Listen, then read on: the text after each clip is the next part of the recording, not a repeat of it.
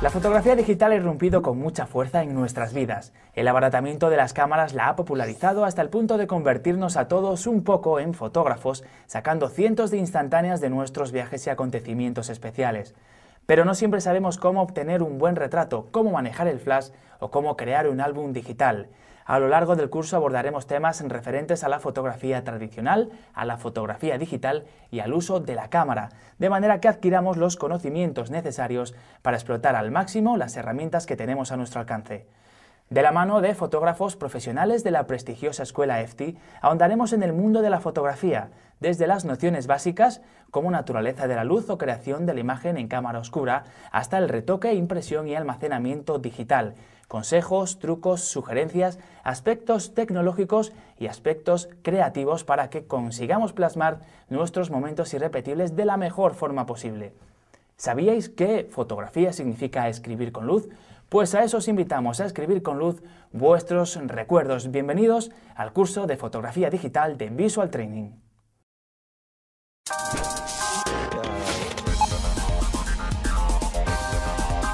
Nos acompaña Beatriz Martínez, fotógrafa y profesora de la prestigiosa escuela de fotografía EFTI. Bienvenida, Beatriz. Muchas gracias, Juan Pablo. Decíamos al principio que fotografiar es escribir con luz, pero ¿cómo se forma la imagen dentro de la cámara fotográfica? Es un concepto muy simple y se debe a leyes ópticas. En el momento en que tenemos una habitación o una caja completamente estanca la luz y se abre un orificio, un pequeño orificio en una de sus paredes, en la pared opuesta se forma una imagen invertida de lo que tenemos aquí fuera. Esto es un concepto que se conocía desde la antigüedad y es muy utilizado en el Renacimiento como elemento auxiliar de dibujo, ya que los artistas colocaban un papel en la parte de atrás y copiaban o calcaban las imágenes que tenían allí delante. Así que una cámara fotográfica es una cámara oscura. Efectivamente, es una caja completamente estanca a la luz con un orificio que es el diafragma y se nos va a formar la imagen en la parte trasera. Para que se convierta realmente en una cámara fotográfica, lo que necesitamos es registrar la imagen de forma permanente y no con el lápiz del dibujante. Y para esto necesitamos un material fotosensible. Nos vas a explicar ahora qué es esto de material fotosensible, Beatriz. Sí, un material fotosensible es un material sensible a la luz, porque como hemos dicho que la palabra fotografía viene de registrar o capturar la luz, lo que tenemos que hacer es esta imagen evanescente, capturarla con un material que reaccione ante la luz. Entonces hay diferentes materiales que reaccionan ante la luz. Las sales de plata, en concreto, tienen la propiedad de que cuando les llega luz se ennegrecen. Entonces el papel fotográfico está hecho de sales de plata y en el año 1839, que es cuando se considera el origen de la fotografía, consiguen en una cámara oscura, que hemos visto que se conocía desde la antigüedad, poner este papel fotográfico hecho a base de sales de plata y registrar y fijar la imagen que se forma en su interior. Pero en las cámaras actuales, en las cámaras digitales, no hay ningún papel, ningún carrete, ningún material. Bueno, lo que tenemos es el captador digital. Una cámara digital sigue siendo una cámara oscura, lo que pasa es que hemos sustituido el elemento fotosensible. En vez de tener el papel fotográfico hecho a base de sales de plata, tenemos un captador digital de silicio que también es fotosensible. Pues vamos a ver todo esto que nos has explicado en el siguiente vídeo. La palabra fotografía proviene del griego y significa escribir con la luz, de lo que se desprende que los dos aspectos esenciales de este arte son la luz y su registro. La luz incide sobre los objetos y, dependiendo del color que tengan, reflejarán más o menos luz, algo que está íntimamente ligado con la formación de la imagen en la cámara oscura. Veámoslo en el siguiente ejemplo. Un árbol refleja luz en todas direcciones. Delante de él situamos una caja completamente estanca a la luz, pero con un pequeño orificio en uno de sus lados. Sabiendo que la luz se propaga en línea recta, del punto superior del árbol, saldrán únicamente dos rayos que, al atravesar el orificio, se proyectarán en la parte inferior del interior de la caja. De igual manera, desde el punto inferior del árbol, dos haces de luz se proyectarán en la parte superior del interior de la caja, completando una imagen del árbol, pero invertida. Es un principio óptico básico y, por tanto, inmutable. El mecanismo de todas las cámaras, desde las más antiguas a las más modernas, está basado en él. Esto ya lo conocían los griegos, los árabes y, de hecho, todos los avances que se hacen en perspectiva en el Renacimiento se producen gracias a la utilización de cámaras oscuras. Como dato curioso, contaros que las construían de una dimensión tal que les permitiera observar desde su interior las imágenes invertidas que se creaban para después copiarlas o calcarlas. Una pregunta, Beatriz, ¿cuáles son las partes que conforman una cámara fotográfica? Bueno, pues en cualquier cámara fotográfica tenemos 4 partes básicas: el objetivo, el diafragma, el obturador y un elemento fotosensible que en el caso de las cámaras digitales es el captador digital. Para entender mejor el funcionamiento de cada una de estas partes podemos compararlas con diferentes partes del ojo. En primer lugar tenemos los párpados, que en la cámara fotográfica sería el obturador, una cortinilla que se abre y se cierra para dejar pasar más o menos luz. En el ojo tenemos el iris, en la cámara tendríamos el diafragma, va a ser un orificio que se abre y se cierra para también dejar pasar más o menos luz. En el ojo tenemos el cristalino, en la cámara el objetivo, que es el encargado de hacer que la imagen aparezca nítida y enfocada. Y por último, en el ojo tenemos la retina y en la cámara el captador digital, que es el encargado de que se registre la imagen. Pues ahora lo que vamos a ver a continuación, una vez que hemos visto las partes que conforman una cámara y un poquito de historia, vamos a ver la diferencia entre una cámara reflex y una cámara compacta.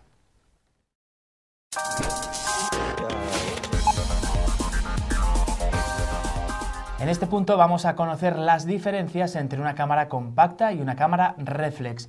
¿Cuáles son estas diferencias, Beatriz? Bueno, pues las cámaras compactas se llaman así porque el cuerpo de la cámara y el objetivo son un bloque compacto, no podemos intercambiar objetivos. Mientras que en las cámaras reflex nosotros podemos desmontar y volver a montar los objetivos. Entonces son cámaras de objetivos intercambiables, nos permite tener una serie de ópticas y dependiendo de qué fotografía queramos hacer, ir usando una u otra.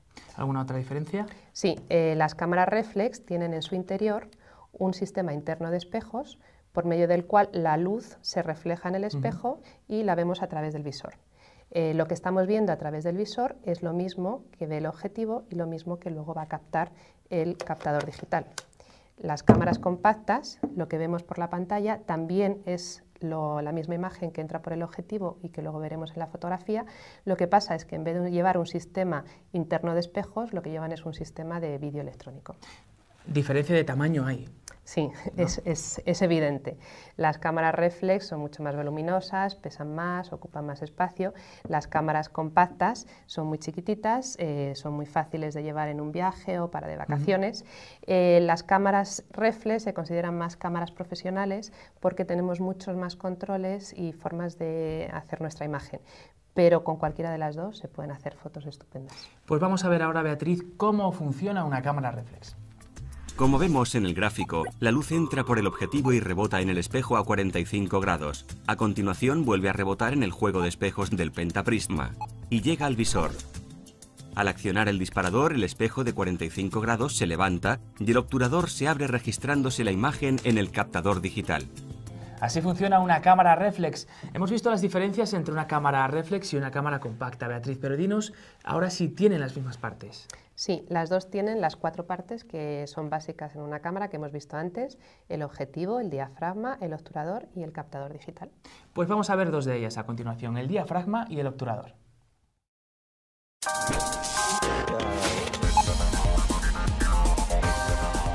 El obturador y el diafragma son 2 elementos de nuestra cámara fotográfica que nos permiten controlar la luz. ¿Pero qué es, en primer lugar, Beatriz, el diafragma? El diafragma es un dispositivo que tienen las cámaras, son una serie de laminillas metálicas que se abren y se cierran y me permiten controlar la cantidad de luz que llega al captador. Si abro mucho el diafragma, llega mucha luz, y si cierro el diafragma, llega menos luz. Lo habíamos comparado con nuestros ojos, con el iris de nuestros ojos, ¿no? Efectivamente, cuando estamos en una habitación oscura, nuestro iris se dilata para dejar que entre más luz a la retina, y cuando salimos a exteriores y hay mucha luz, nuestro iris se contrae. Si estuviéramos haciendo una fotografía, necesitaríamos hacer lo mismo con el diafragma. En casos en los que haya poca luz, necesitamos abrir diafragma, y en casos en los que haya más luz, podemos cerrar el diafragma. Parece sencillo. ¿Y el obturador qué es? El obturador lo habíamos comparado con los párpados. Entonces son unas laminillas que se van a abrir y se van a cerrar a una determinada velocidad. Lo controlo con un anillo que se llama el anillo de las velocidades de obturación. Entonces podemos hacer que esta cortinilla pase más rápido o más lento. Si la cortinilla pasa más lento, llega más luz al captador, y si la cortinilla pasa más rápido, llega menos luz. Vamos a ver el funcionamiento de estos 2 elementos en el siguiente vídeo, Beatriz. De acuerdo. El diafragma de las cámaras fotográficas lo controlamos a partir de unos valores numéricos estándar. Los números F, que son 1, 1,4, 2, 2,8, 4, 5,6, 8, 11, 16, 22. Como podéis ver en esta escala, un número f pequeño indica que el diafragma está más abierto, y cuando el número f es mayor, significa que el diafragma está más cerrado. Cada uno de estos números f en la escala deja pasar la mitad de la luz que el diafragma anterior y el doble que el siguiente. Por ejemplo, un diafragma 5,6 va a dejar pasar menos luz que un 4, concretamente la mitad. De igual manera, dejará pasar el doble de luz que un f8. Controlamos la abertura del diafragma con un dial que suele estar en la parte superior de la cámara. En otras ocasiones, lo encontraremos en la propia óptica. Dependiendo de la máquina, los números f pueden aparecer en tercios o en enteros. Cuando en fotografía se habla de abrir o cerrar un paso o punto, siempre nos referimos a un paso completo de diafragma. De modo que si estamos con un diafragma 8 y se nos pide abrir 2 puntos, tendremos que poner un f4. Se define velocidad de obturación como la velocidad a la que se abre o se cierra el obturador de una cámara. Controlaremos la velocidad de obturación con un dial que se encuentra normalmente en la parte superior de la cámara. El obturador se controla con el dial que indica las diferentes velocidades de obturación. Los números que aquí aparecen aluden a la rapidez con la que se abrirá y se cerrará de nuevo la cortinilla, o, lo que es lo mismo, a la cantidad de luz que dejaremos pasar. Estas cifras hacen referencia a fracciones de segundo, de manera que el 30 es en realidad un treintavo de segundo y el 1000 una milésima. Este es el tiempo que permanece abierta la cortinilla. Así pues, si lo ponemos en 1, por ejemplo, quiere decir que el obturador permanece abierto un segundo. Independientemente de la velocidad máxima y mínima que ofrezca nuestra cámara, contará como las demás con una posición denominada B para la función Bull. Esta permite mantener el obturador abierto tanto tiempo como mantengamos pulsado el disparador. Se usa especialmente en fotografía nocturna con un cronómetro para controlar la exposición y se suele conectar un disparador remoto para no tener que estar apretando el botón de disparo. Después de ver este vídeo, Beatriz, me pregunto, ¿en qué va a influir el que utilicemos una velocidad de obturación más o menos rápida o un diafragma más o menos abierto? Bueno, pues más adelante vamos a ver que el diafragma me va a influir en lo que llamamos la profundidad de campo, que es el espacio que tengo enfocado en una fotografía, que este puede ser mayor o menor. Y la velocidad de obturación va a influir en cómo se registra el movimiento. Yo puedo congelar una acción o captar la estela del movimiento. Pues vamos a ver a continuación más elementos de nuestra cámara fotográfica.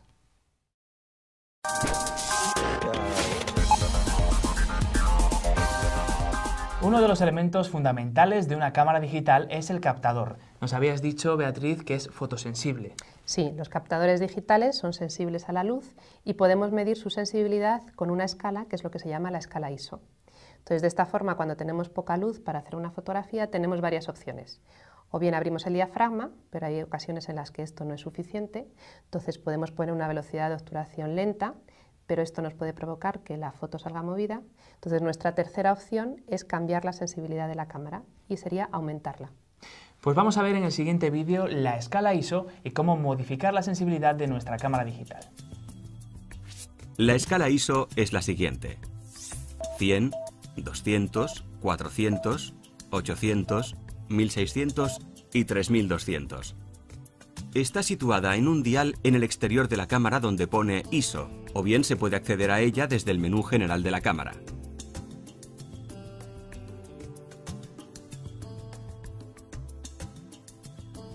Los sensores digitales tienen una sensibilidad real que suele ser la mínima que aparece en la escala ISO.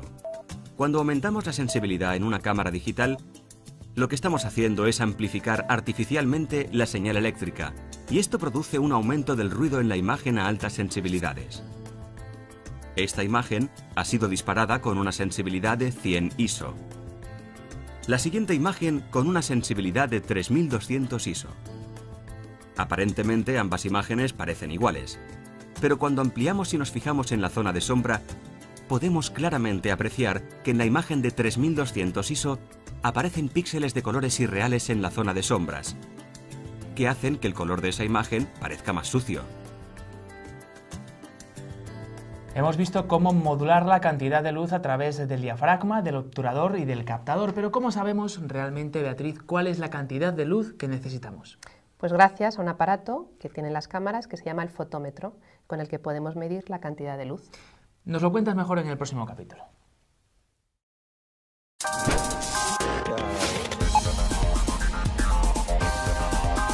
En este capítulo vamos a ver más a fondo ese dispositivo del que nos hablaba Beatriz anteriormente. Beatriz, el fotómetro, ¿en qué consiste? La palabra fotómetro viene del griego fotoluz, metro, medir, con lo cual el fotómetro es un dispositivo con el cual yo calculo la cantidad de luz necesaria que necesita mi captador. El fotómetro me va a dar una combinación óptima de qué diafragma y qué velocidad de obturación son necesarias para una sensibilidad dada. ¿Y todas las cámaras digitales tienen fotómetro? Sí, se activa normalmente pulsando el botón del disparador hasta la mitad y a través del visor me va a indicar cuál es esta combinación correcta. Pues vamos a ver un vídeo en el que queda todavía más claro.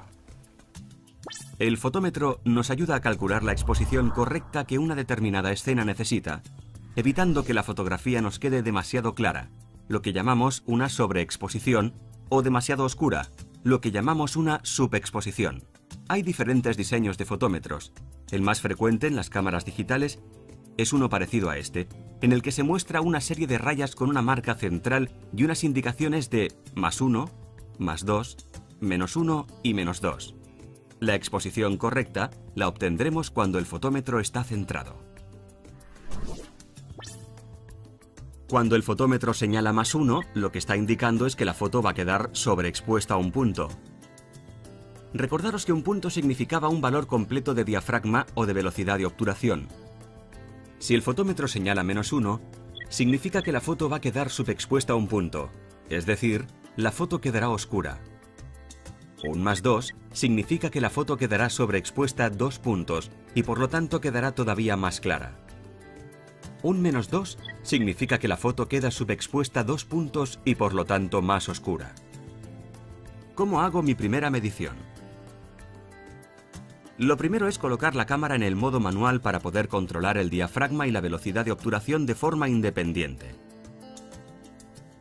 A continuación, selecciono la sensibilidad a la que quiero trabajar, en este caso 100 ISO. Ahora tengo que ir moviendo los diales del diafragma y de la velocidad de obturación hasta que consigo centrar el fotómetro. Normalmente se suele dejar uno de los dos diales fijo y se va moviendo el otro hasta que se encuentra la medición correcta. En nuestro ejemplo queremos hacer la fotografía de una manzana. Seleccionamos un diafragma de 5,6 y vamos moviendo el dial de la velocidad de obturación hasta que conseguimos que el fotómetro quede centrado. Lo logramos al colocar una velocidad de 1/60 de segundo. Ya tenemos nuestra combinación de diafragma y velocidad correctos, 5,6, 1/60, para una determinada sensibilidad, 100 ISO, y con unas condiciones de luz determinadas. Ahora vamos a hacer otra medición. Pero en este caso vamos a fijar la velocidad de obturación y vamos a buscar cuál es el diafragma correspondiente. Seleccionamos una velocidad de 1/15 de segundo y movemos el dial de los diafragmas. Comprobamos que el fotómetro nos da la medición correcta con un diafragma 11. Esta sería otra combinación correcta para realizar esta fotografía. De hecho, vemos que las dos fotos han quedado expuestas de la misma forma a 5,6, 1/60, y a 11, 1/15. De hecho, no existe una sola combinación, ni dos, sino que para unas condiciones de luz determinadas existen múltiples combinaciones de diafragma y velocidad que nos darán la misma exposición. Esto es lo que en fotografía se llama la ley de reciprocidad. Esto sería lo mismo que intentar llenar un recipiente con la misma cantidad de agua, en mucho tiempo abriendo poco el grifo, o en poco tiempo con el grifo más abierto.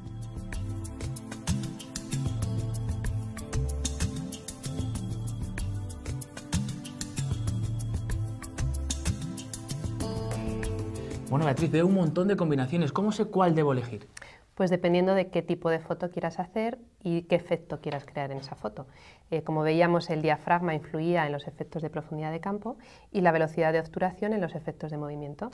Dos conceptos importantes. El primero de ellos, la profundidad de campo, lo vemos en el siguiente capítulo.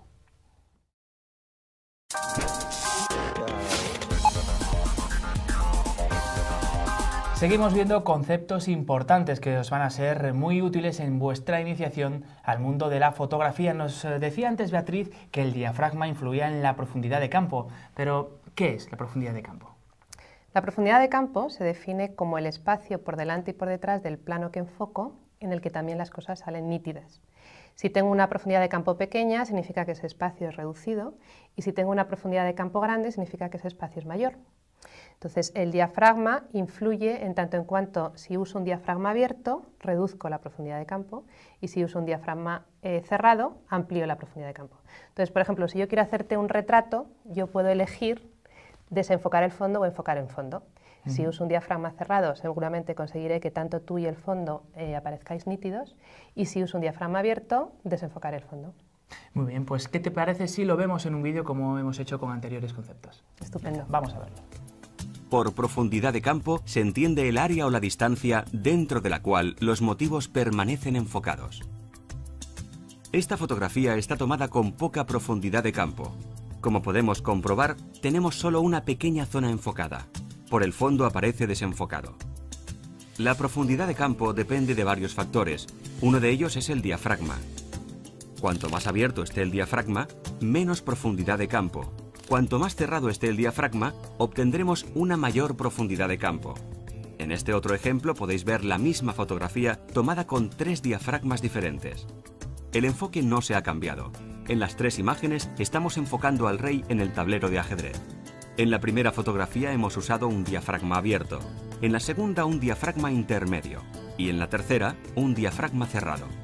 Fijaros en cómo ha ido aumentando la profundidad de campo al ir cerrando el diafragma. Daos cuenta también de cómo he tenido que cambiar la velocidad de obturación en cada caso para obtener la medición correcta por parte del fotómetro. En el primer caso, al usar un diafragma abierto, he tenido que utilizar una velocidad de obturación alta. Y al ir cerrando el diafragma, he tenido que usar velocidades de obturación más lentas. Las 3 fotografías están bien expuestas, han recibido la cantidad de luz correcta. Pero vemos que hay diferencias a la hora de elegir qué combinación de diafragma y velocidad usar en cuanto a la profundidad de campo. En este otro ejemplo podéis ver un retrato hecho con un diafragma abierto y con un diafragma cerrado, y podéis comprobar que el fondo se registra de forma diferente. Es curioso, es el mismo encuadre pero parecen fotos diferentes. Sí, porque con la profundidad de campo es una de las herramientas que tiene el fotógrafo para poder influir en los diferentes centros de atención de una imagen. Por ejemplo, si volvemos al retrato ficticio que te he hecho antes, en el que elegía si quería que el fondo quedara enfocado o no, pues si abro mucho el diafragma para desenfocar el fondo, lo que hago es que centro la atención sobre tu cara. Si en cambio cierro el diafragma para que el fondo también salga enfocado, se empieza a crear una relación en el retrato entre tú y el fondo. Vamos a ver otro aspecto que también me decías antes que modificaba mucho el resultado final de una fotografía. Hablamos de la velocidad de obturación.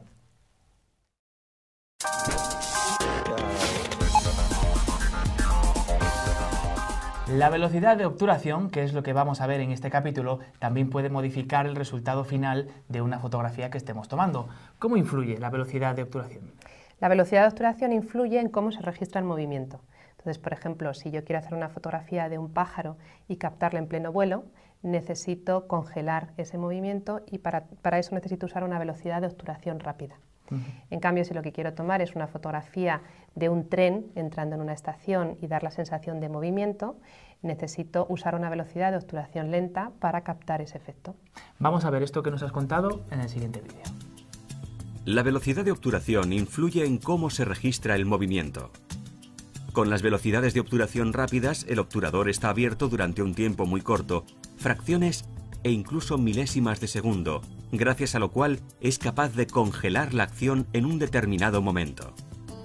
Así, si yo quiero hacer la fotografía de un coche en movimiento y conseguir que salga totalmente nítida, debo usar una velocidad de obturación rápida, a partir de un 2/50 en adelante, un 500avo, un 1000avo o un 2000avo. Si por el contrario lo que me interesa es captar el movimiento y el desplazamiento del coche, lo que debo es usar una velocidad de obturación lenta. Por ejemplo, la siguiente fotografía ha sido hecha con una velocidad de obturación de un 30avo. Una cosa muy importante a tener en cuenta a la hora de disparar a velocidades de obturación lentas es la necesidad de utilizar trípode. Por muy buen pulso que tengamos en el momento de sujetar la cámara y hacer una fotografía, siempre hay un ligero temblor de manos que se traduce en la foto como una trepidación de la imagen, es decir, la foto sale movida.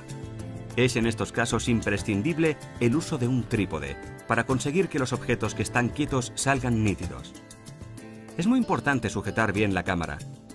Existe una forma óptima de cogerla y es la siguiente. Abrimos la palma izquierda de la mano y sobre ella dejamos que descanse la cámara. Con el dedo índice y pulgar accionamos el objetivo y el enfoque manual. Con la mano derecha apretamos el botón del disparador. Cuando estamos en esta posición, los codos inevitablemente están pegados a nuestro cuerpo y es una posición muy estable. Cuando encuadremos en vertical, la posición de las manos se mantiene. La izquierda ayuda a sujetar la cámara y con la derecha disparamos. En el caso de no disponer de trípode, siempre podemos improvisar uno con una mesa, una silla o un banco. O si no, buscar una forma de dar mayor estabilidad a la cámara apoyando los codos en una mesa o en una pared. A continuación vamos a ver diferentes ejemplos de fotos tomadas con distintas velocidades de obturación para que podáis comprobar los diferentes efectos.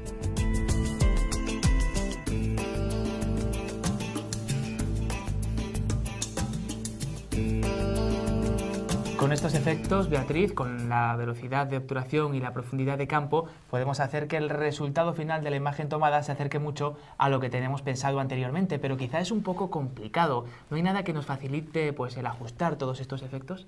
En la cámara tenemos, hasta ahora hemos estado hablando de cómo trabajar en el modo manual, pero tenemos otra serie de modos de exposición, que son los automáticos, que nos permiten hacer esto de una forma muy rápida y efectiva. Pues esto hay que explicarlo, Beatriz, así que lo vemos en el siguiente capítulo.